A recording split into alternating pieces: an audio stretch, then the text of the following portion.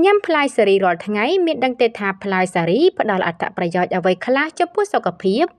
ផ្លែសារីគឺជាផ្លែឈើមួយយ៉ាងដែលមានមនុស្សជាច្រើនចូលចិត្តហើយផ្លែឈើនេះគឺងាយស្រួលរកបាននៅលើទីផ្សារប្រទេសយើងផ្លែឈើនេះមានអត្ថប្រយោជន៍យ៉ាងខ្លាំងដល់យើងព្រោះនៅក្នុងនោះមានផ្ទុកនៅសារធាតុចិញ្ចឹមជាច្រើនដែលយើងនឹកស្មានមិនដល់ចំពោះសារធាតុចិញ្ចឹមទាំងនោះមានដូចជាប្រូតេអ៊ីនសារធាតុសរសៃប៉ូតាស្យូមស្ពាន់ធ័រ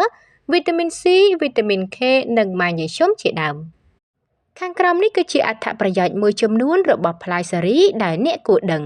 1សម្ពាធឈាមផ្លែសារីមានសារធាតុប្រឆាំងអុកស៊ីតកម្មនិងសារធាតុដែលធ្វើឲ្យកើតមហារីកដែលជួយការពារសម្ពាធឈាមឡើងខ្ពស់និងជំងឺដាច់សរសៃឈាមខួរក្បាល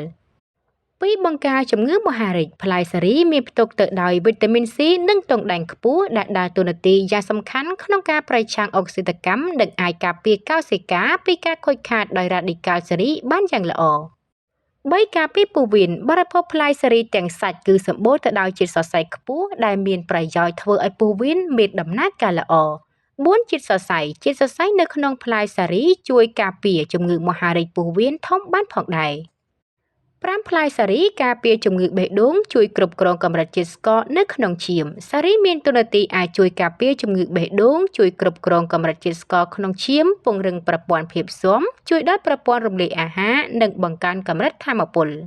6ជួយដល់តុល្យភាពនៃអរម៉ូនទី8ជួយកាត់បន្ថយកូលេស្តេរុលទី9ការពារជំងឺពុកឆ្អឹងជាដើម